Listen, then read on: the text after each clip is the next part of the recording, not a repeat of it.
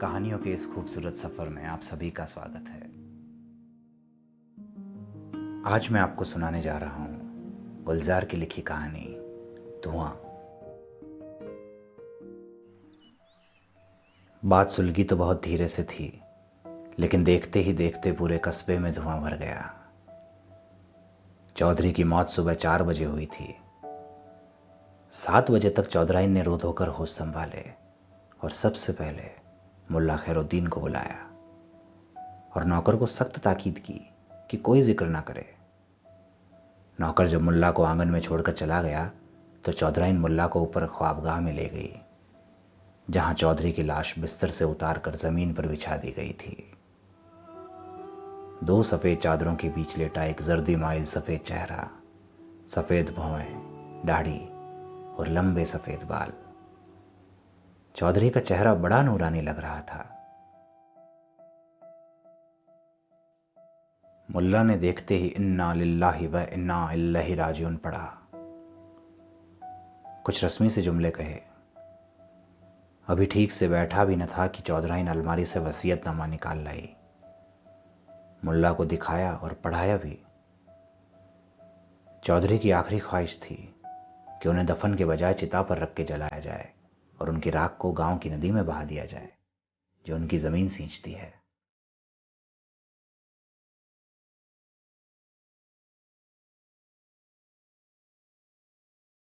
मुल्ला पढ़ के चुप रहा। चौधरी ने दीन मजहब के लिए बड़े काम किए थे। गांव में हिंदू मुसलमान को एक सा दान देते थे। गांव में कच्ची मस्जिद पक्की करवा दी थी और तो और हिंदुओं के शमशान की इमारत भी पक्की करवाई थी।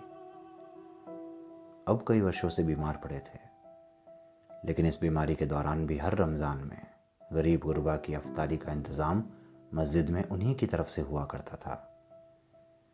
इलाके के मुसलमान बड़े भक्त थे उनके, बड़ा अकीदा था उन पर। और अब वसीयत पढ़ के बड़ी हैरत हुई मुल्ला को, कहीं झमेला ना खड़ा हो जाए। आजकल वैसे ही मुल्क की फ़िज़ा ख़राब हो रही थी। हिंदू कुछ ज़्यादा ही हिंदू हो गए थे, मुसलमान कुछ ज़्यादा मुसलमान। चौधराइन ने कहा, मैं कोई पाठ पूजा नहीं करवाना चाहती, बस इतना चाहती हूँ कि शमशान में उन्हें जलाने का इंतज़ाम कर दीजिए।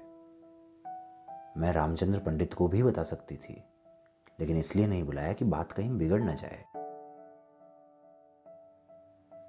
बात बताने से ही बिगड़ गई जब मुल्ला खैरुद्दीन ने मसलहतन पंडित रामचंद्र को बुलाकर समझाया, तुम चौधरी को अपने शमशान में जलाने की इजाज़त ना देना, वरना हो सकता है इलाके के मुसलमान बवाल खड़ा कर दें। अब आखिर चौधरी आम आदमी तो था नहीं, बहुत से लोग बहुत तरह से उनसे जुड़े हुए हैं। पंडित रामचंद्र ने भी यकीन दिलाया कि वह किसी तरह की शरंगेज़ी अपने इलाके में नहीं चाहते। इससे पहले कि बात फैले, वह भी अपनी तरफ के मखसूस लोगों को समझा देंगे।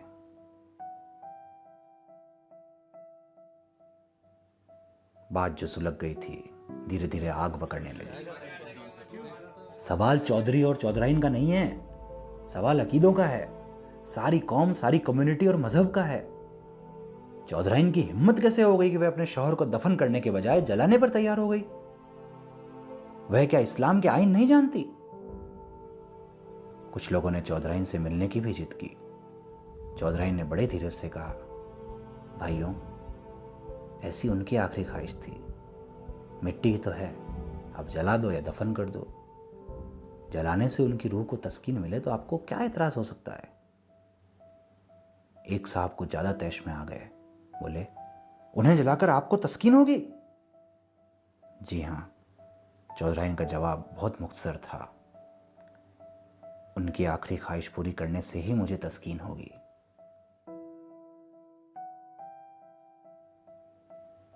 दिन चढ़ते चढ़ते चौधराइन की बेचैनी बढ़ने लगी। जिस बात को वह सुलह सफाई से निपटना चाहती थी, वह तूल पकड़ने लगी। चौधरी साहब की इस ख्वाहिश के पीछे कोई पेचीदा प्लाट, कहानी या राज की बात नहीं थी। ना ही कोई ऐसा फलसफा था जो किसी दीन, मजहब या अकीदे से जुड़ता हो। एक सीधी सादी इंसानी ख्वाहिश थी कि मरने के बाद मेरा कोई नाम व निशान न रहे। जब हूं तो हूं, जब नहीं हूं तो कहीं नहीं हूं।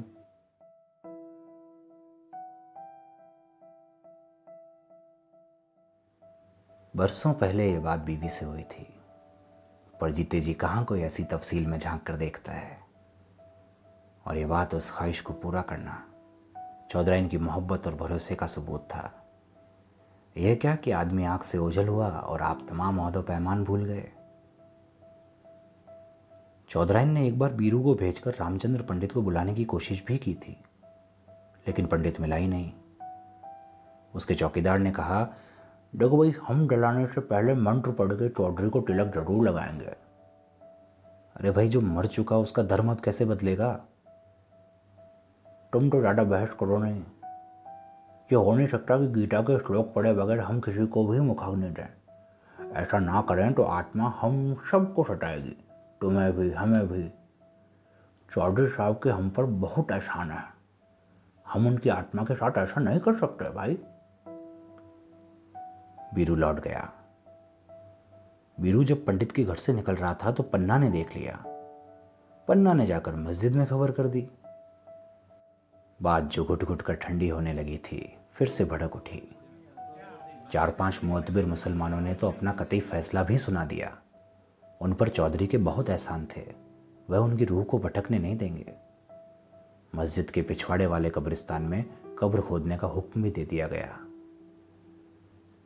शाम होते होते कुछ लोग फिर हवेली पर आ धमके। उन्होंने फैसला कर लिया था कि चौधराइन को डरा धमका कर चौधरी का वसीयतनामा उससे हासिल कर लिया जाए और जला दिया जाए। फिर वसीयतनामा ही नहीं रहेगा तो बुढ़िया क्या कर लेगी? चौधराइन ने शायद यह बात सूंघ ली थी। वसीयतनामा तो उसने कहीं छुपा दिया था, और जब लोगों ने डराने धमकाने की कोशिश की तो उसने कह दिया, मुल्ला खैरुद्दीन से पूछ लो, उसने वसीयत देखी है और पूरी पढ़ी है। और अगर वो इनकार कर दे तो कुरान शरीफ पर हाथ रख के इनकार कर दे तो दिखा दूंगी, वरना क्या? वरना कचहरी में देखना। बात कचहरी तक जा सकती है, यह भी वाजे हो गया। हो सकता है चौधराइन शहर से अपने वकील को और पुलिस को बुला ले। पुलिस को बुलाकर उनकी हाजिरी में अपने इरादे पर अमल कर ले। और क्या पता वह अब तक उन्हें बुला भी चुकी हो, वरना शौहर की लाश बर्फ की सिलों पर रखकर कोई कैसे इतनी खुद एतमादी से बात कर सकता है?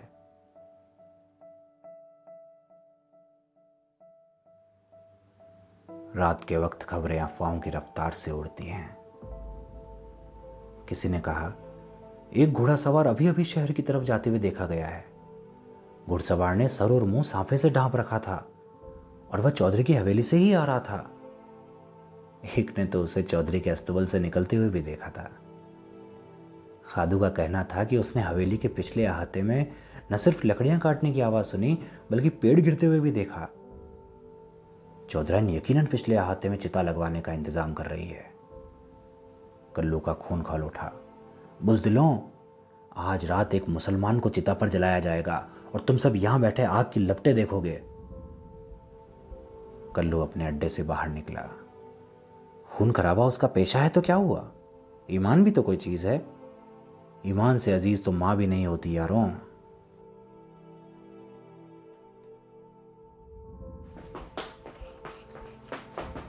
4-5 साथियों को लेकर कल्लू पिछली दीवार से हवेली पर चढ़ गया।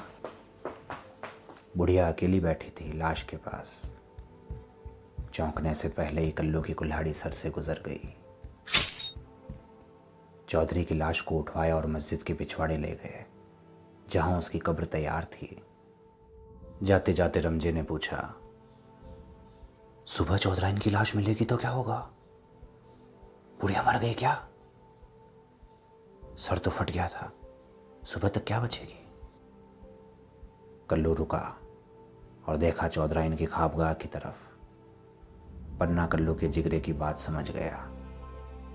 तू चल उस्ताद, तेरा जिगरा क्या सोच रहा है मैं जानता हूं, सब इंतजाम हो जाएगा। कल्लू निकल गया कब्रिस्तान की तरफ। रात जब चौधरी की ख्वाबगाह से आसमान छूती लपटें निकल रही थी तो सारा कस्बा धुएं से भरा हुआ था।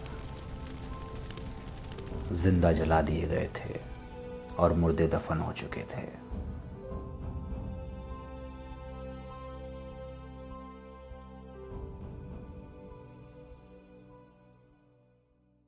यदि आपको ये कहानी पसंद आई है तो इसे लाइक करें, शेयर करें और चैनल को सब्सक्राइब करना ना भूलें, जिससे कि आपको सारी नोटिफिकेशन समय समय पर मिलती रहें।